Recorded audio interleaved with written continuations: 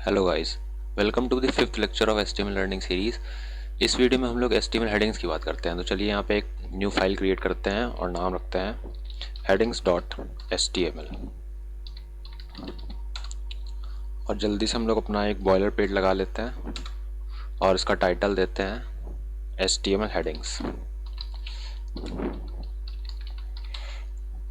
ये देखिए हो चुका है और कंट्रोल प्लस से सेव कर लेते हैं। अब बात करते हैं HTML हेडिंग्स की। तो जैसे हम लोग छोटे में ऐसे लिखते थे जब, तो हेडिंग्स वाइज लिखते थे जब, है ना, और कुछ कुछ पैराग्राफ लिखते थे, उसको हेडिंग देते थे कुछ, तो उससे हमारा ऐसे देखने में बहुत अट्रैक्टिव लगता था और रीडेबिलिटी के अकॉर्डिंग भी बहुत अच्छा लगता था। इसी तरह से हमारी वेबसाइट में या वेब पेजेस में कुछ कुछ हेडिंग्स होती हैं, हम लोग हेडिंग्स देते हैं जिससे कि हमारी वेबसाइट देखने में अट्रैक्टिव लगे और रीडेबिलिटी के अकॉर्डिंग भी काफ़ी अच्छी लगे। तो HTML में 6 हेडिंग टैग्स होते हैं। HTML support 6 heading tags. पहला होता है जिसमें H1 टैग, H1 ये सबसे बड़ी हेडिंग होती है। HTML में 6 हेडिंग टैग होते हैं, H1 से लेकर S6 तक। और H1 से लेकर S6 तक ये सारे टैग्स अपने साइज अकॉर्डिंग डिफाइन होते हैं। H1 सबसे बड़े साइज का हेडिंग होती है और S6 तक जाते जाते सब साइज सबसे छोटा हो जाता है। तो हेडिंग्स टैग स्टार्ट होते हैं H1 से और जाते हैं S6 तक। तो टोटल 6 हेडिंग्स इसमें HTML में सपोर्ट होती हैं। तो दिखाता हूँ, देखिए पहला हो गया H1 tag, then H2 tag, then H3 tag, then H4 tag,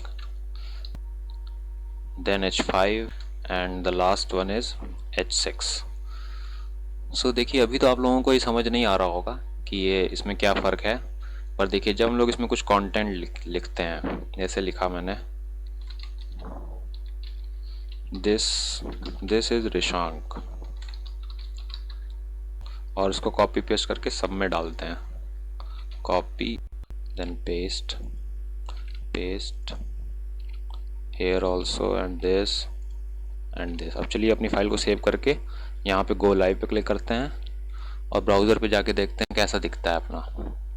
ये देखिए जैसा कि आप लोग देख रहे हैं, साइज़ ऊपर से नीचे आते आते छोटा होता गया है। तो ये हेडिंग H1 है, ये H1 टैग है, ये हेडिंग 2 है, ये then H3 heading 3, then heading 4, then heading 5, then heading 6। ये H1 टैग सबसे इंपॉर्टेंट हेडिंग होती है, इसलिए इसका फॉन्ट साइज सबसे ज़्यादा होता है और ये थोड़ा बोल्ड तरीके से लिखा जाता है। और फिर H2 टैग का साइज़ थोड़ा और कम होता है, ऐसे ही S3 का उससे कम, और ऐसे आते आते सबसे कम होता है S6 टैग का। All right, so I hope आप लोगों को ये हेडिंग टैग समझ आए होंगे, क्या होती हैं हेडिंग टैग्स और इनका क्या यूज़ है। यहाँ पे एक चीज़ इंपॉर्टेंट नोट करने की बात है, हम लोग ऐसा नहीं करेंगे कि हम लोग अपने कंटेंट को बोल्ड करने के लिए हेडिंग टैग्स का इस्तेमाल करें, ऐसा कभी नहीं करना है। जहाँ पे हेडिंग को यूज़ करना है हम लोग वहीं पे सिर्फ हेडिंग्स टैग का यूज़ करेंगे। और ये भी अप्रोप्रिएट ध्यान रखना है कि पहले कौन से हेडिंग यूज़ करनी है। जैसे हम लोगों को सबसे पहले H1 यूज़ करना है, उसके बाद उसकी सब हेडिंग में H2 यूज़ करना है, देन H3 यूज़ करना है, ऐसे इसकी सब हेडिंग करके हम लोगों को हेडिंग्स टैग यूज़ करने हैं। ऑलराइट, अब हम बात करते हैं कमेंट्स इन HTML। अब किसी भी लैंग्वेज में कमेंट्स बहुत इंपॉर्टेंट चीज़ होती हैं। अब कमेंट्स हम लोग किसी भी लैंग्वेज में क्यों लिखते हैं अपने, या अपने कोड में क्यों लिखते हैं?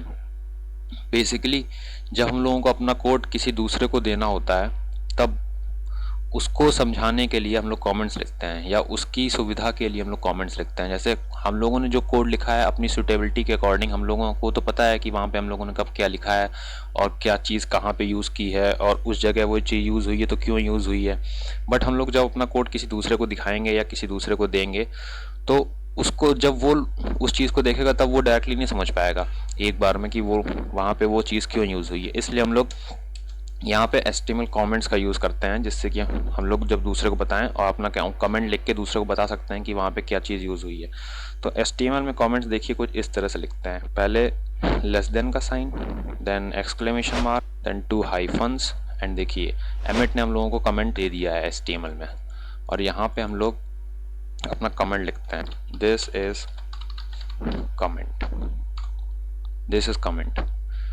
ठीक है, तो HTML में कमेंट कुछ इस तरह से लिखा जाता है। जैसे हम लोग यहाँ पे एक कमेंट दे सकते हैं, less than exclamation mark, then 2 hyphens. देखिए अपना कमेंट आ चुका है। तो दिस इज आवर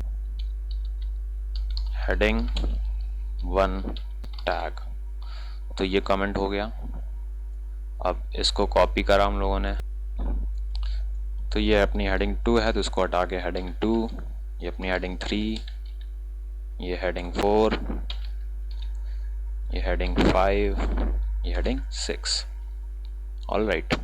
तो देखिए जब भी हम लोग अपना कोड किसी को देंगे तो उसको डायरेक्टली ये कमेंट पढ़ के समझ आ जाएगा कि ये अपना h1 टैग हेडिंग 1 का टैग है, ये और ये s2 टैग हेडिंग 2 का टैग है, और ये ऐसे कर करके सारे कमेंट्स पढ़ के उसको समझ आ जाएगा कि यहाँ पे जो कुछ भी लिखा है उसमें उसका क्या मतलब है और क्यों यूज़ किया जा रहा है। तो हम लोग इस तरह से अपने कमेंट्स दे सकते हैं और दूसरों को बता सकते हैं कि हम लोग अपने कोड में क्या चीज़ें यूज़ कर रहे हैं और क्यों कर रहे हैं, कब कर रहे हैं, कहाँ कर रहे हैं। All right. HTML कमेंट्स हम लोगों के डॉक्यूमेंट में शो नहीं होते हैं। ये देखिए यहाँ पे कहीं कमेंट शो नहीं हो रहे हैं, ये सिर्फ हम लोगों को यहाँ पे अपने कोड पे ही शो होंगे और कभी भी हम लोगों को विजिबल नहीं होंगे अपने ब्राउज़र पे जाके।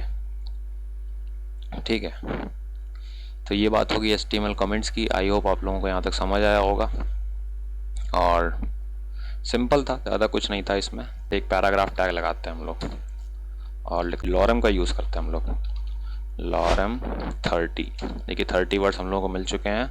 Alt+Z दबाते हैं, हम लोग का हॉरिजॉन्टल बार चला गया है और यहाँ पे लिख देते हैं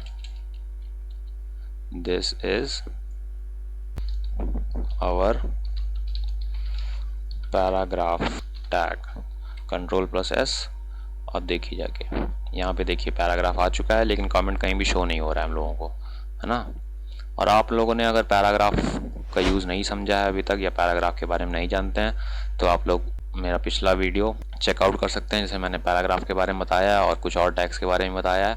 उस वीडियो को आप लोग ऊपर आई बटन में चेक कर सकते हैं जाके। फिलहाल इस वीडियो में इतना ही रखते हैं, इसके बाद की बातें हम लोग अपने नेक्स्ट वीडियो में करेंगे। और आपने अगर मेरी HTML की प्लेलिस्ट अभी तक एक्सेस नहीं करी है तो इसको जाके एक्सेस ज़रूर कर लीजिएगा। इसमें ऑलरेडी 4 वीडियोज़ आ चुके हैं और इन द कमिंग डेज और वीडियोज़ आएंगे इसमें, तो आप लोग इसमें HTML पूरी एंड टू एंड सीख सकते हैं जाके।